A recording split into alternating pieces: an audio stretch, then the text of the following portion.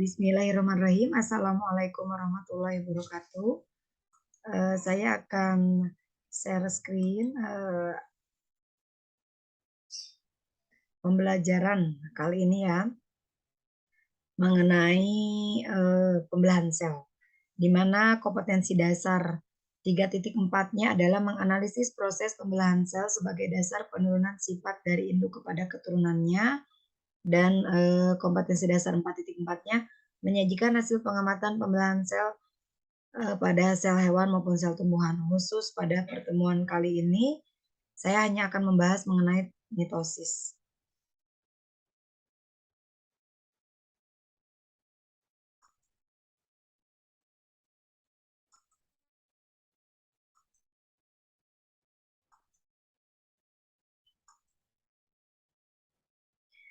Untuk beberapa buku, pembelahan sel itu namanya adalah reproduksi sel, ya, di mana dari 1 menjadi 2 dan seterusnya, ya, 2 jadi 4. Ada pada sel tubuh maupun pada sel kelamin. Seperti itu. Sementara pembelahan sel itu sendiri terbagi menjadi 3 macam, yaitu yang pertama mitosis, dan meiosis. Mitosis sebagaimana pengertian dalam bahasa biologi itu adalah tidak atau bukan atau tanpa atau kecuali. Jadi mitosis adalah pembelahan tanpa mitosis alias tanpa tahapan-tahapan. Jadi secara langsung. Disebut juga sebagai pembelahan biner. Pembelahan yang kedua adalah pembelahan mitosis, dan yang ketiga adalah meiosis.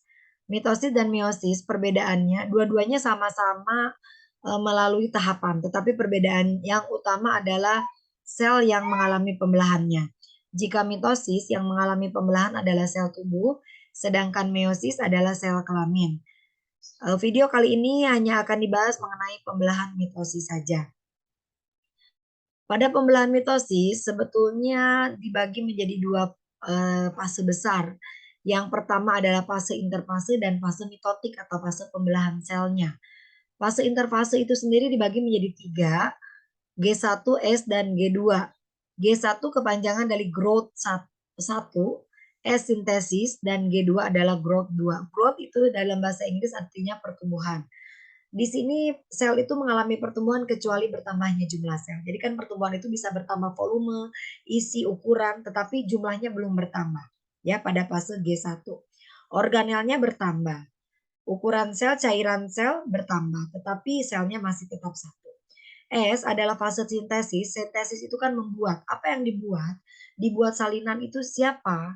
Adalah DNA, alias nama lainnya adalah replikasi DNA. G2, growth 2, pertumbuhan 2, di mana fase-fase yang belum terjadi pada G1 itu dilengkapi di fase G2. Setelah fase interfase, dilihat dari diagram lingkaran ini, kita dapat mengetahui bahwa interfase memiliki rentang waktu yang lebih lama, paling lama dengan fase mitosis. Mitosisnya sendiri kurang dari 1/4-nya, sementara fase interfase itu sendiri lebih dari 3/4. Fase mitosis sendiri dibagi menjadi 4 fase. Yang pertama P itu berasal dari kata profase, me diambil dari kata metafase, A diambil dari kata anafase, T diambil dari kata telofase. Sedangkan ini yang tidak ada hurufnya ini maksudnya apa ya? Ini adalah fase sitokinesis, di mana setelah telofase itu sel belum membelah. Nah, siap membelah pada sitokinesis itulah mulai membelah. Kita lihat gambar yang lebih lengkapnya. Nah, ini adalah pada fase profase awal, di mana kita lihat keadaan kromosom itu masih berbentuk kromatin. Apa itu kromatin? Kromosom yang bentuknya seperti benang halus dan panjang. Dia seperti benang. Kemudian posisi membran intinya masih lengkap. Tetapi karena di interfase sebetulnya sentriol sudah membelah 2, dia sudah ada 2 ya, sentriolnya. Nah, pada profase akhir, sentriol masing-masing sentriol bergerak menuju ke kutub yang berlawanan. Sedangkan membran inti, kemudian nukleolus, anak inti itu sudah hilang. Membran inti lenyap, ya mulai terurai dan pada akhirnya akan lenyap. Nah, kita amati yang ada di dalam adalah kromosom yang berbentuk kromatin itu sekarang sudah tidak benang halus lagi. Dia sudah memadat, memendek, menebal yang disebut dengan kromatin. lengannya ada 4 ya. Ketika kromatid akhir itu lengannya sudah ada 4. Oke, ini adalah profase akhir. Kemudian kita lanjutkan kepada tahap metafase. Metafase inilah satu fase di mana kita bisa melihat kromosom dengan sangat jelas. Kenapa sangat jelas? Karena dia berada pada posisi yang teratur, berbaris, berjajar di bidang pembelahan atau bidang ekuator. Masing-masing kromosom pada kinetokornya diikatkan oleh benang spindle menuju ke sentrosom. Ya, bayangkan adalah sebuah layangan yang mempunyai dua golongan kabel dengan golongan benang pada ujung yang berbeda. Itu pada fase metafase. Kemudian pada fase anafase, masing-masing benang spindle yang terkait pada sentrosom ini masing-masingnya memendek. Karena yang kanan memendek, yang kiri memendek, apa yang terjadi? Mengakibatkan kromatid yang ada di tengah ini akhirnya terbelah menjadi dua. Yang awalnya 4 lengan sekarang menjadi masing-masing 2 lengan karena terbelah.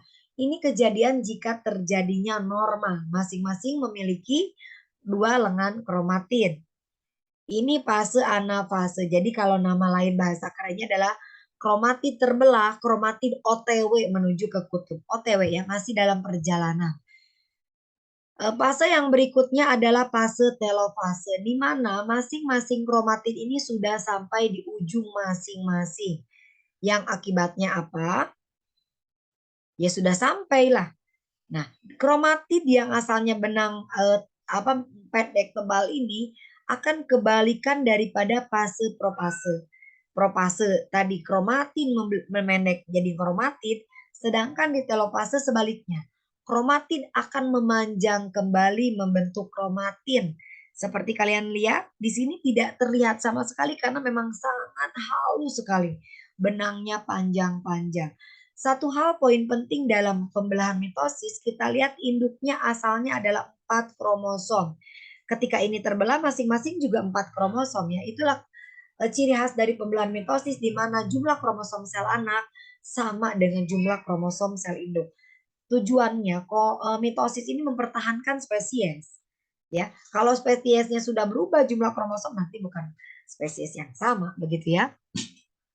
Kemudian pada akhir telofase setelah kromatid memanjang kembali membentuk kromatin, kemudian nukleolus terbentuk kembali karena memang di mikroskop nukleolus tidak terlihat ya, tapi secara teori itu ada. Mikroskopnya harus mikroskop elektron supaya dia terlihat. Benangnya sudah berbentuk benang kembali ya si kromatid. Kemudian ini lihat membran inti yang asalnya hancur hilang sekarang terbentuk kembali. Oke, itu profase akhir. Profase akhir diawali dengan pelekukan sel. Kita persiapan akan melakukan sitokinesis atau pembelahan sitoplasma yang pada akhirnya sitokinesis terjadi dari satu sel membelah menjadi 2 sel, di mana masing-masing sel anak memiliki sifat yang identik sama dengan sel induk jika pembelahannya tidak terganggu oleh faktor intern, ekstern atau tergantung faktor mutagen ya, penyebab mutasi. Jika terganggu, proses pembelahan ini bisa terjadi 2 sel yang tidak sama. Tapi kita akan membahas yang normalnya dulu. Karena yang tidak normal nanti kita akan bahas di bab mutasi di semester 2 ya, bab awal di semester 2. Secara garis besar pembelahan mitosis mudah sekali. Interfase di tahap awal sebelum mitosis dan meiosis juga ada interfase. Profase awal, profase akhir, metafase, anafase, telofase, dan telofase akhir yang diakhiri dengan sitokinesis. Mudah sekali dan poin-poin penting yang harus kalian pahami adalah ciri khas dari masing-masing fase. Apa ciri khas di profase, apa ciri khas di metafase, apa ciri khas di anafase, dan apa ciri khas di telofase. Pada video berikutnya kita akan membahas mengenai pembelahan meiosis. Setelah membahas mitosis, meiosis, kalian mempunyai 2 tugas, yaitu kalian harus bermain peran sebagai mikroskop, sebagai kromosom ya. Kalian akan melakukan pembelahan sel, tetapi kaliannya berperan. Ada yang berperan sebagai sentriol, ada yang berperan sebagai kromosom, ya seperti itu. Persiapkan diri kalian, mantapi materi-materi yang tidak paham. Yang tidak pahamnya kalian tanyakan kita ketika tatap muka. Oke? Assalamualaikum warahmatullahi wabarakatuh.